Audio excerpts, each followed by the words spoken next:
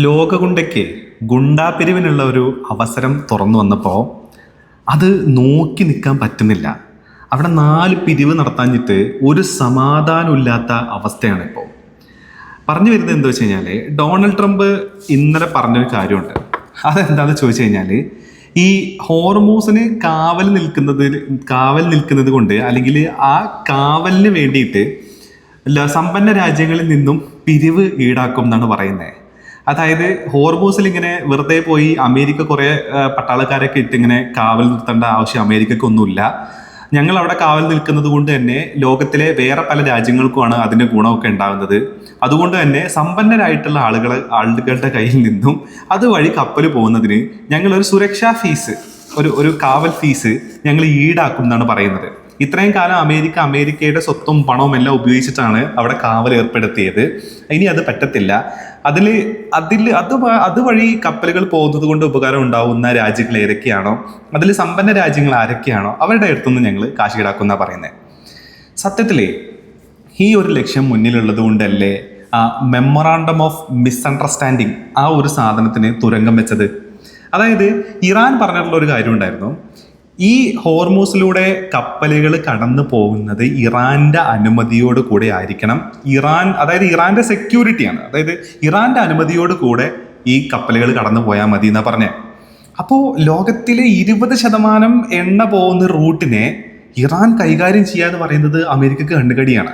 അത് മാത്രമല്ല, അതിൽ നിന്ന് ഫീസും കൂടെ ഈടാക്കും എന്ന് പറയുമ്പോൾ ഒന്ന് കണക്ക് കൂട്ടിയാൽ നമുക്ക് മനസ്സിലാവും ഒരു വർഷം എത്ര ബില്യൺ ഡോളർ അതിൽ കിട്ടും എന്നുള്ളത്. 20% എണ്ണ പോകുന്ന റൂട്ടാണ്. അപ്പോൾ എത്ര ബില്യൺ ഡോളർ അതിൽ കിട്ടും? ആ കാശൊക്കെ അമേരിക്ക കിട്ടി എങ്ങനെ ഉണ്ടായിരിക്കും? നല്ല രസമായിരിക്കും അല്ലേ? അപ്പോൾ ആ തോട്ടിൻ്റെ പേരിൽ ഇതിനൊന്ന് തുരങ്കം വെക്കണം. അപ്പോൾ അത് തുരങ്കം വെക്കാൻ വേണ്ടിയിട്ട് എന്ത് ചെയ്തു?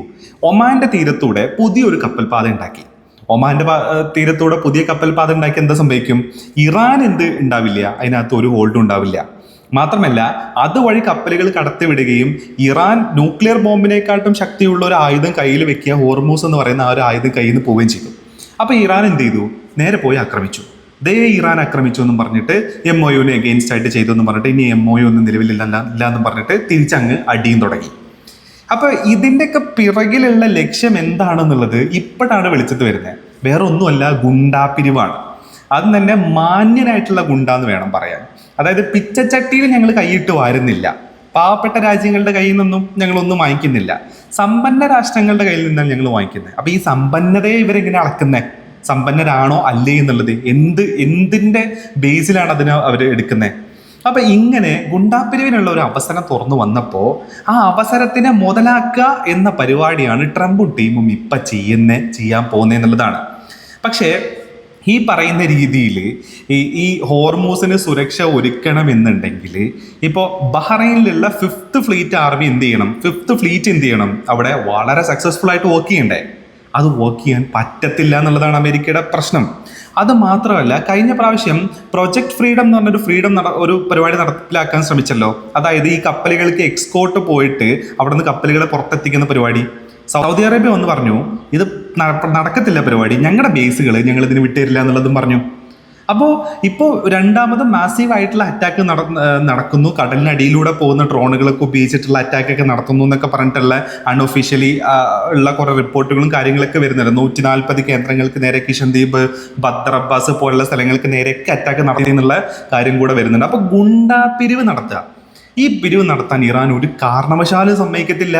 ഇറാന്റെ റെജിമിനെ ഒരു കാരണവശാലും അടിച്ചിടാനും പറ്റത്തില്ല. കാരണം ഓൾറെഡി റഷ്യ ഡോംസ്ഡേ വിമാനം ഈ ഇറാനിൽ എത്തിച്ചിട്ടുണ്ട്.